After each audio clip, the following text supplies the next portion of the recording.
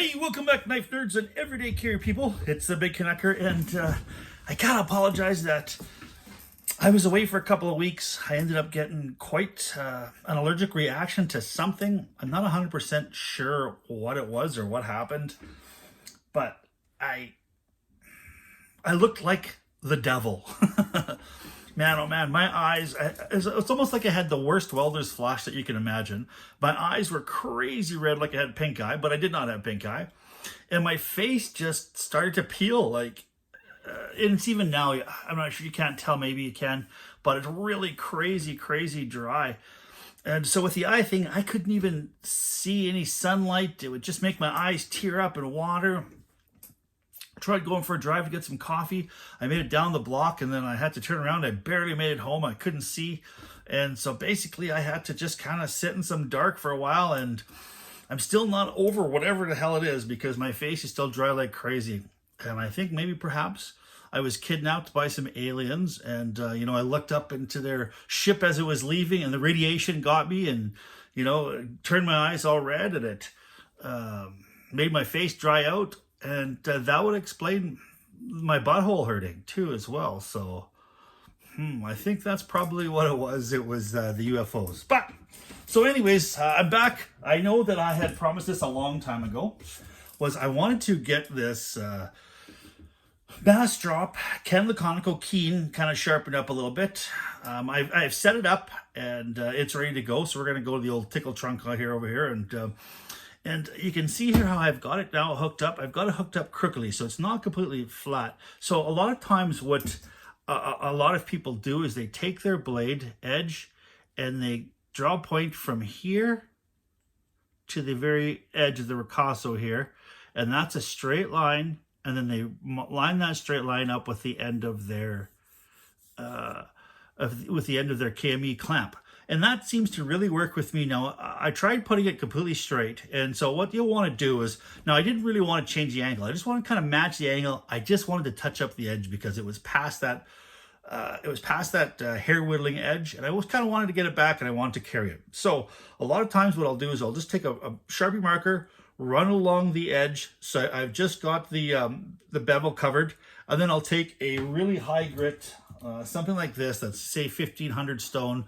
That's not going to really put a lot of scratch pattern in there. And then I'll kind of give it a couple of strokes. And then if I see it's taking out the complete, the colored bevel, then I know I'm at the right angle, the exact same angle. Now, my problem was I had it completely straight like this, and it was doing the front part of the bevel, but it wasn't doing the heel properly. So it was really weird. I was wondering what's going on. And I thought, oh yeah, this is one of the knives that I ended up going completely, instead of going that way, I've got it like this, so it matches up with the bevel. So that's maybe just a little bit of a trick.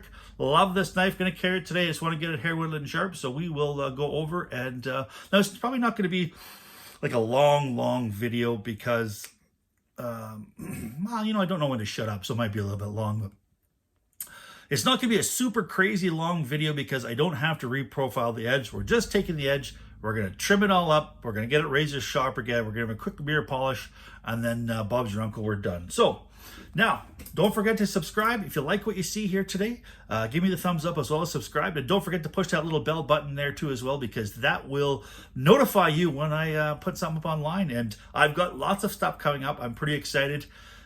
This 2 weeks has just been killing me not to be online. But, I've got some fixed blades knives. I've got a Leatherman. I've got a little Delica that I finally got a Delica stainless steel. But anyways, that's coming down the road. Let's go sharpen this up. Okay. All right. So what I ended up doing here is I'm just going to start off with a 600 grit. Now I have got my regular KME stones here. These are the diamond ones that came with the KME system. But I ended up getting an aftermarket Gritomatic universal stone holder, and it allows me to use KME size. It allows me to use Edge Pro size, Hapstone size. It's really wonderful. If you've got a KME system, I would suggest that you invest in this. It's money well spent.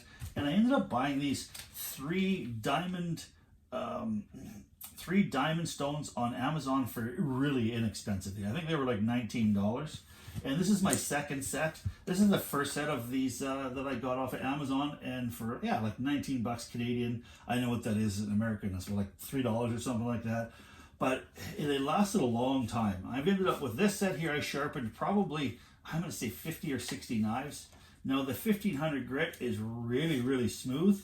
And I end up using that 1500 grit as kind of just almost like a finishing stone. So I don't need to do the whole thing here right down to, because this one here comes with a 600 grit. It also comes with a 240 and 1000 grit. And I think for right now, the 600 grit is more than enough. And then I'll just give it a kind of a nice stroke. Now, I wish that I had the Beast, the KME Beast, which is a 50 grit stone, and it chews through things. It doesn't matter what you've got. I even see in Maximite, it does a great job with that. So if you're going to reprofile your bevel, you definitely need something that's really a low grit, like a 50 or 100 grit KME Beast. And that is probably one of my next purchasing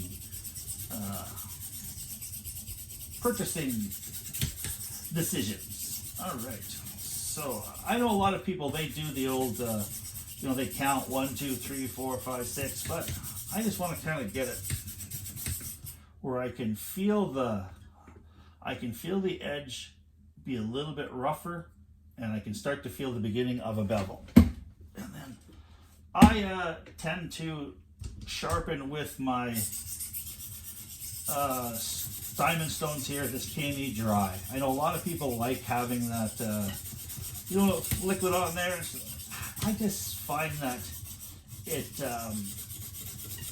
just creates too much of a mess for me. That's why I don't like oil stones. I mean, soaker stones are okay if you're going to be sharpening in front of a stove over top of a sink. But for me, I just really like sharpening these things dry. Let's just quickly see what we've got here happening. Yeah, the bevel has started to gone back the other way. Just want to give it a little bit more here by the heel. I can see I've got a little bit of red there. And that's one of the nice things here about having a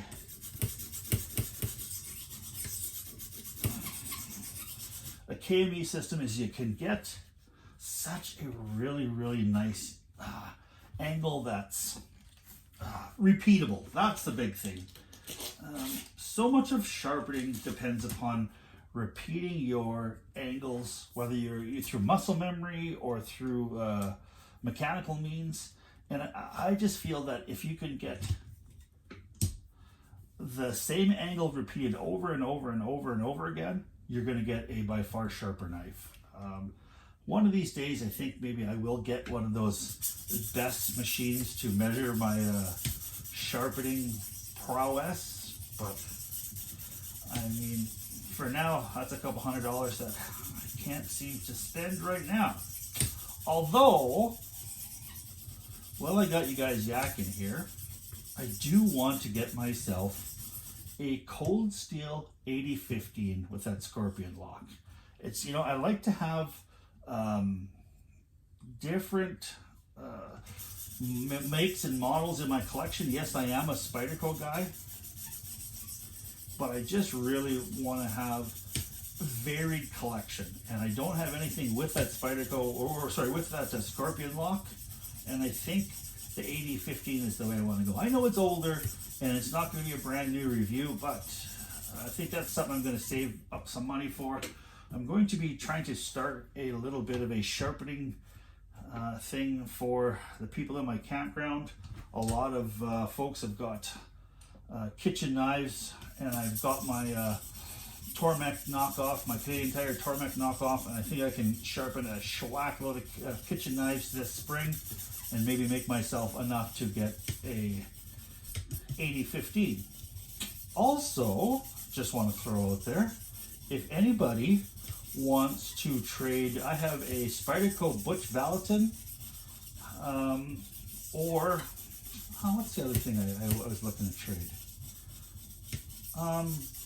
maybe the Butch Valleyton for an 80/15. If anybody's interested in making that deal, send me an email at bigcanucker@gmail.com, and I will see if we can figure something out. You can see she's putting a nice, and you know, I probably, if I was sharpening here, not under a camera, I might do a little bit. I think take my time a little bit more, but I don't want to be here for 27 hours sharpening this. So right now I've got a really, really nice edge on there.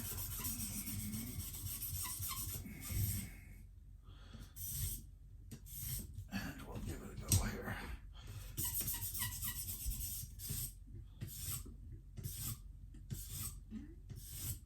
A couple of nice even strokes.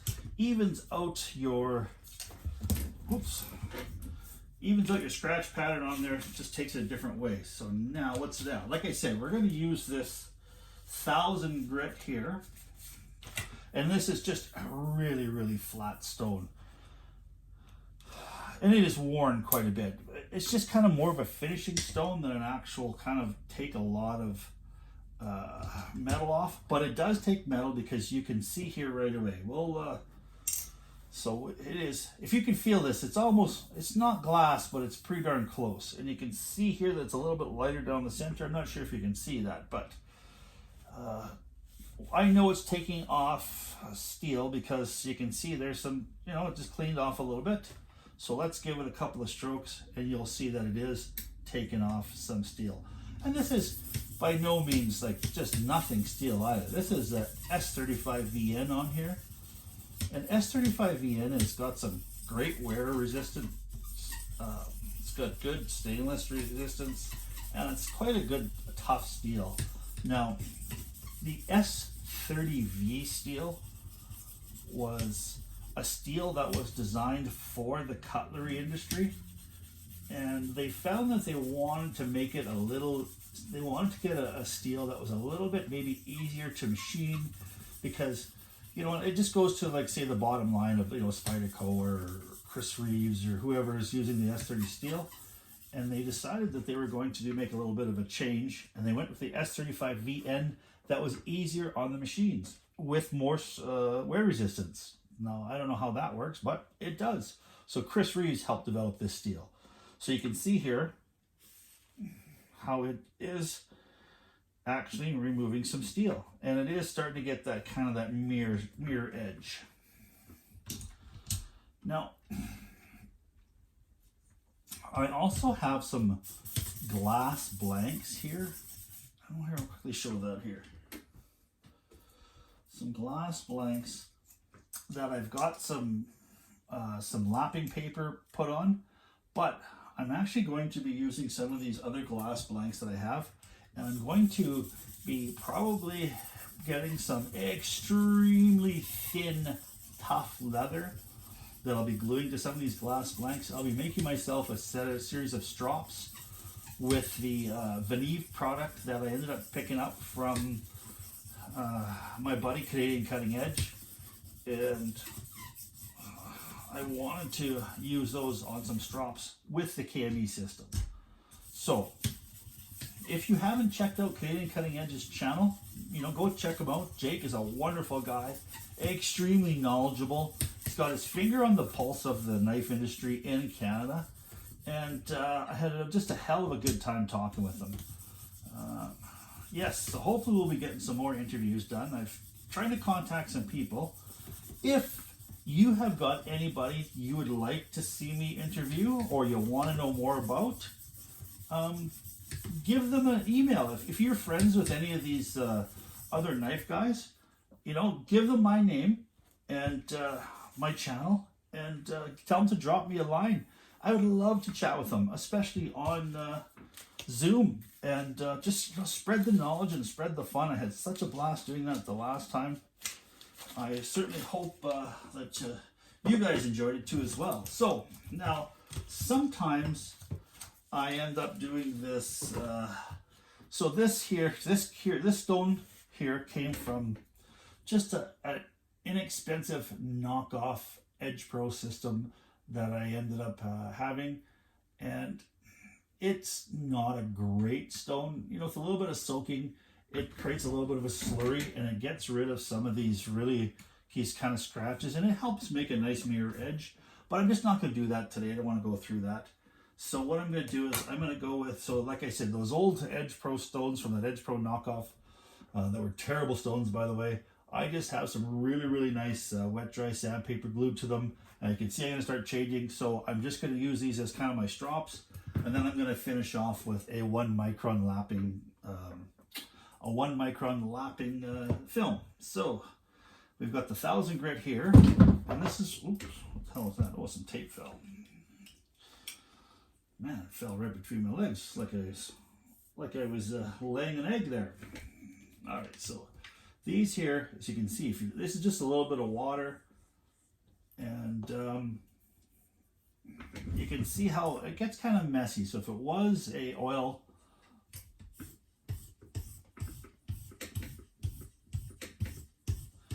it would be way more messy. Oops. One of the things that I plan on getting here is a little stock collar for that, and the one this one here kind of slams in it, so that's a little bit different. But I am going to get one of those little stock collars to stop those, because the other thing I hate is if I get too long and I ram into the bottom edge of it, you can spend all this time mirror polishing an edge and then roll it or chip it with the end of a stone, and then you're kind of pissed off. All right.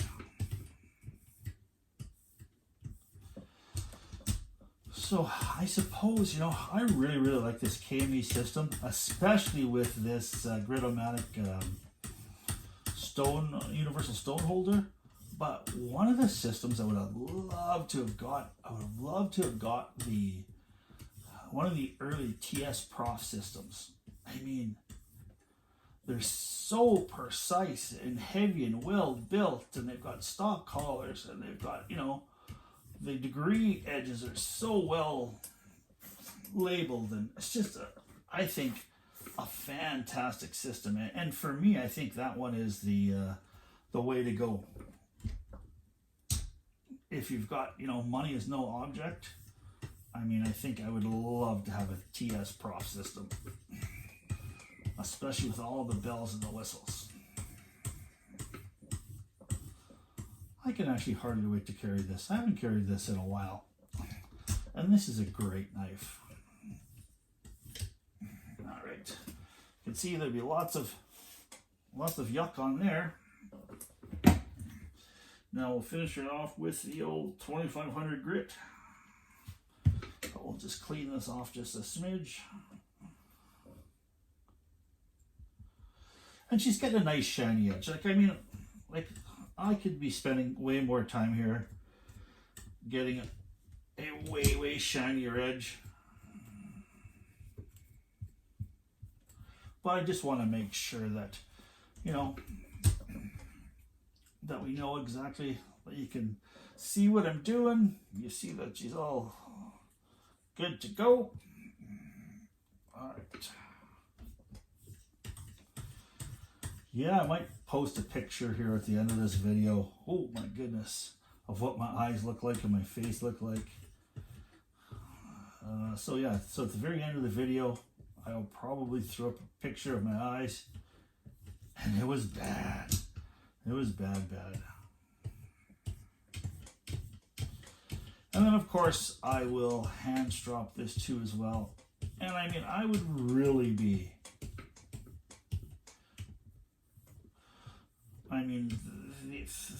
these last two steps to mirror polish it, you'd think that they're important, and they are important, but I think if you're trying to get a really excellent mirror polish, two of your best stones are going to be the 1000 grit stone, and if you've got one after the 1000 grit stone, like, you really want to use your 600 and your 1000 to get rid of your deep gouges from your heavy cut stone. That's where I think the men from the boys are separated, because you can see that this is going to be very, very shiny, but I did not spend near enough time getting rid of the scratches with 1000 grit.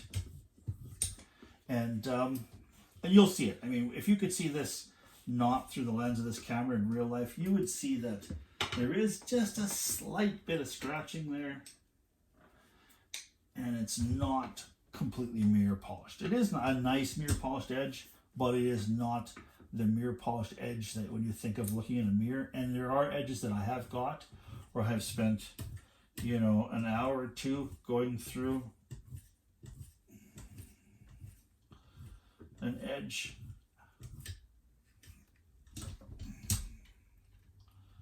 There we go.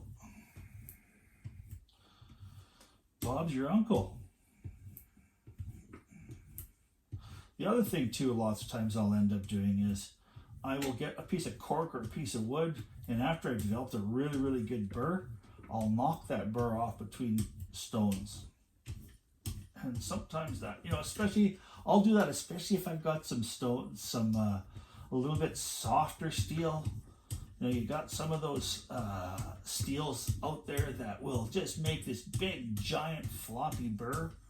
And sometimes it's a really hard time knocking that burr off with a strop. And all you're doing is basically kind of going back and forth, and you think you got a razor sharp knife and you cut for the first time and your burr flips over and she's dull. Well, that's, you know, some of those softer steels that have got that. Look at D2, I think, is kind of like that. You know, and like some of the carbon steels are like that too as well, where she'll just burr up. So let's quick feel with the old fingernail. Oh, another chip in there. She is nice. Oh my goodness. All right, let's knock this off. Okay, so let's put that off to the side here. Give this a little bit of wipe off. Now, I don't think you'll be able to see with my stand up a little bit.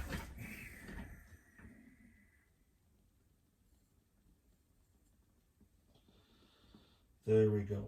She's hair popping. Well, thanks so much, guys, for stopping by, and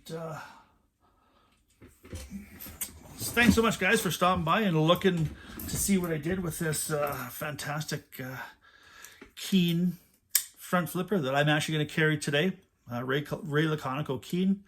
I'm glad that you guys stopped in and said hello. Now, please, please, please, if you like what you saw, give me the thumbs up as well as subscribe.